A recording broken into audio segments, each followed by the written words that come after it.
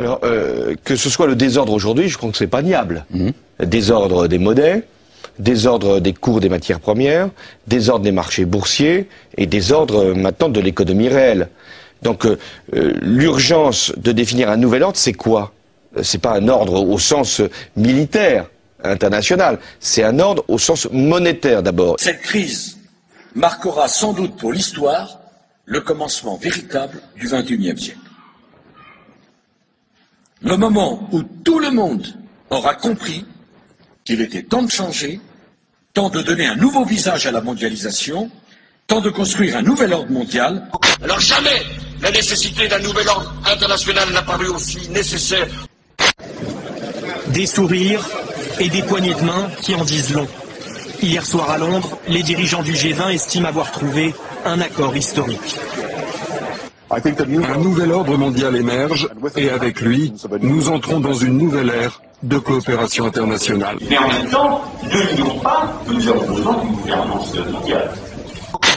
Si on n'a pas aujourd'hui un gouvernement mondial, on ne peut pas parler sérieusement de démocratie. Or, nous n'avons pas. Donc elle a trouvé ses limites, la démocratie. Donc elle ne trouvera son accomplissement que lorsqu'elle sera une structure avec un gouvernement mondial, des gouvernements régionaux et des gouvernements locaux. Dans très très longtemps, on ne le verra pas.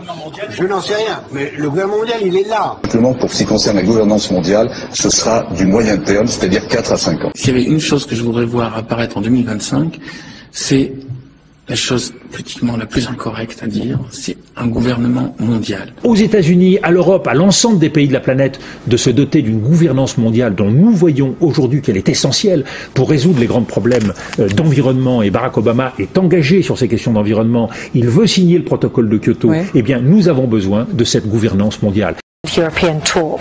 The Democratic presidential hopeful laid out his vision for America's place in a new world order. La forza vivificante della sua luce ti incoraggia ad impegnarti nell'edificazione di un nuovo ordine mondiale fondato su giusti rapporti etici ed economici.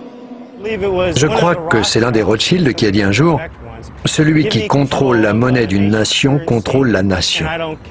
Parce que lorsque vous contrôlez la planche à billets, lorsque vous contrôlez les devises, vous avez le pouvoir de dicter sa conduite au gouvernement qui réagit aux pressions financières.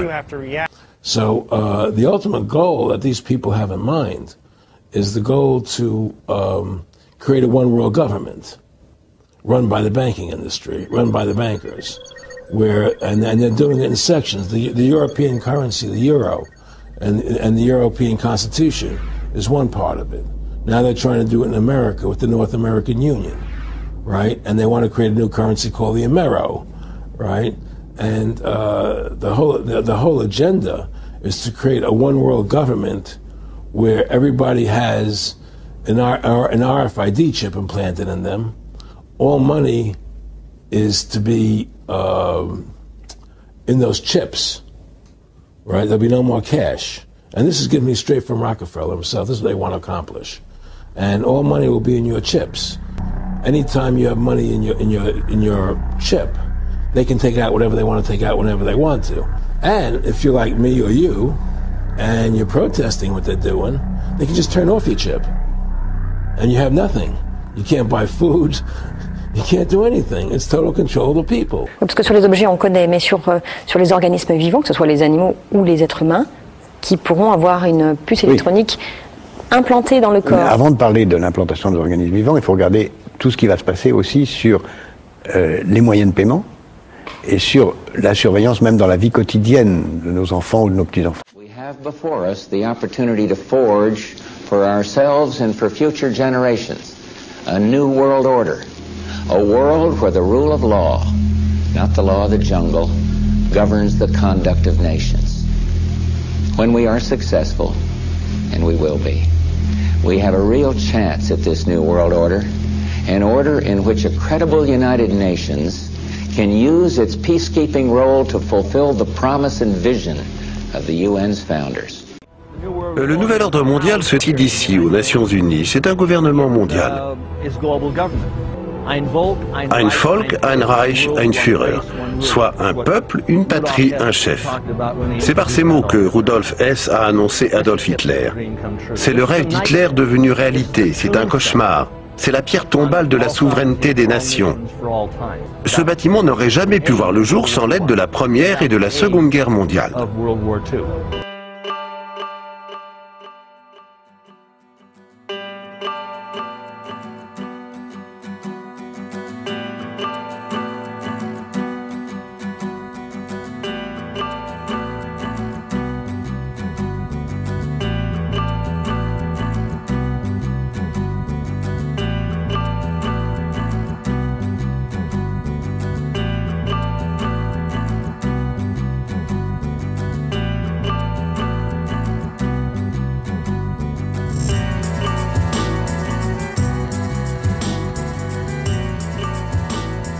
Le grand pari du XXIe siècle, c'est l'invention, comme vous venez de le dire, d'une gouvernance mondiale. Elle prend aujourd'hui, l'embryon prend aujourd'hui la forme du G20, et au cœur de cette nouvelle gouvernance mondiale, il y a le nouveau FMI. Et si je vous ai bien entendu, c'est la gauche, ou en tout cas les idées de gauche, qui font bouger le monde et qui peuvent faire avancer vers une gouvernance mondiale? C'est ma conviction, mais si je devais aller jusqu'au bout de ma conviction, je dirais que c'est comme ça depuis très longtemps.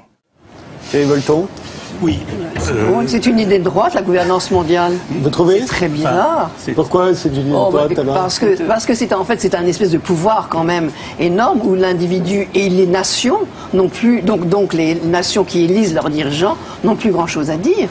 On pensait que c'était complotiste de le dire il y a des années, mais aujourd'hui tous les leaders mondiaux, quand vous écoutez, parlent du nouvel ordre mondial, du gouvernement mondial, et disent que c'est souhaitable, et disent que c'est la solution à la crise, qui d'ailleurs crée eux-mêmes et aggrave eux-mêmes, pour justifier comme solution le gouvernement. Quand un homme politique ose dire à haute voix ce qu'avant il disait de façon cachée, c'est qu'il pense que c'est pratiquement gagné, vous voyez. Vous annoncez que vous allez faire quelque chose parce que vous avez déjà tout verrouillé, sinon vous le dites pas. Dans le business, c'est comme ça. Donc je pense qu'il faut viser le gouvernement mondial comme une stratégie. Et d'ailleurs, quand les gouvernements parlent du G20, c'est une illusion, une sorte de retard avant le gouvernement mondial. On va vers ça. Est-ce qu'on ira à la place de la guerre ou après la guerre? Je ne sais pas. Mais c'est ça qu'il faut viser. Et l'Ukraine, on est au bord d'une... On est absolument au bord de la guerre mondiale. De la guerre mondiale? Oui, parce que pour moi, enfin, je parle sous le contrôle des spécialistes, mais nous sommes dans une guerre civile, dont, à mon avis, on n'aurait pas dû se mêler. Une guerre civile entre les Russes pro-russes et les Russes différents qui sont en Ukraine, une partie des Ukrainiens.